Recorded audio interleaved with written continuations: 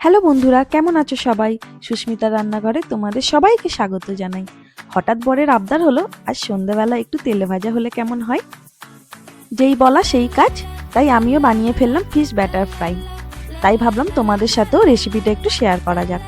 আমি এখানে 10 পিসের মতো ভেটকি মাছের ফিলে নিয়েছি। মাছটাকে ভালো করে ধুয়ে এটাকে ম্যারিনেট করে নেব। তার জন্য সর্বপ্রথম স্বাদ মতো নুন, একটা গোটা লেবুর রস, গোলমরিচের গুঁড়ো, 2 চামচের মতো আদা রসুন বাটা,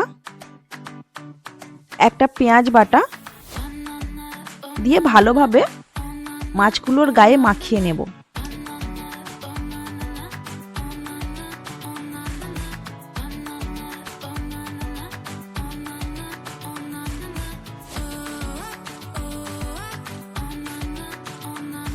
ভালোভাবে মাখানো হয়ে গেলে একটা এয়ারটাইট কন্টেনারের মধ্যে মাছের ফিলেগুলোকে এক এক করে রেখে দেব।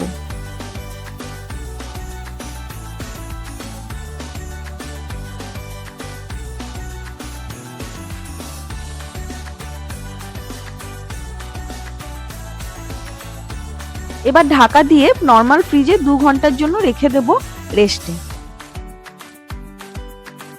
2 ঘন্টা হয়ে গেছে। এবার ব্যাটার ফ্রাইয়ের ব্যাটারটা রেডি করে নেব। তার জন্য একটা বাটির মধ্যে 1 কাপ ময়দা, হাফ কাপ কর্নফ্লাওয়ার, 1 চা চামচ বেকিং পাউডার, হাফ চা চামচ বেকিং সোডা, স্বাদ মতো নুন আর সামান্য গোলমরিচের গুঁড়ো। একটা ডিমও দিয়ে দিলাম। এবার এর মধ্যে আমি 2 চামচের মতো মেল্টেড বাটার দিয়ে দিলাম। সমস্ত কিছু দিয়ে এটাকে একবার ভালোভাবে মিশিয়ে নেব।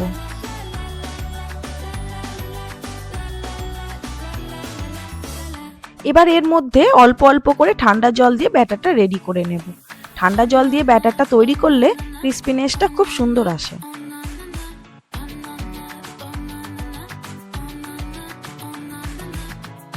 দেখুন বন্ধুরা, ব্যাটারটা একেবারে রেডি। অন্যদিকে আমি মাছের ফিলেগুলোকে ফ্রিজ থেকে বের করে নিয়েছি। এবার এক এক করে একটা প্লেটের মধ্যে মাছগুলোকে বের করে নেব। এদিকে আমি কড়াইতে বেশ কিছুটা সাদা তেল নিয়ে নিচ্ছি। তেলটাকে ভালোভাবে গরম করে নিতে হবে। তেলটা ভালো মতো গরম হয়ে গেছে। এবার মাছের ফিলেটাকে ব্যাটারে ডুবিয়ে ফ্রাই করে নেব। গ্যাসের ফ্লেমটাকে মিডিয়ামে রেখে এগুলোকে ফ্রাই করতে হবে।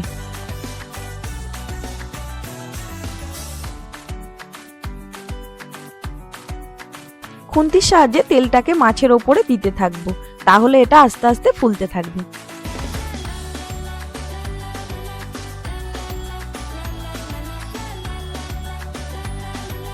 এটাকে মিনিট 4 উল্টে পাল্টে গোল্ডেন ব্রাউন করে ফ্রাই করে নেব।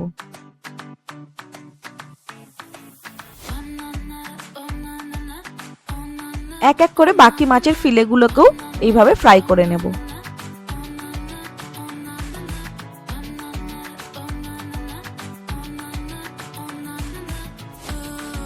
দেখুন বন্ধুরা, কেমন হয়েছে দেখতে। আপনারাও এইভাবে একবার বাড়িতে বানিয়ে দেখবেন। খেতে খুব সুস্বাদু হয়েছিল কিন্তু। চ্যানেলটা সাবস্ক্রাইব করার অনুরোধ রইল। দেখা হবে আবার একটা নতুন ভিডিওতে।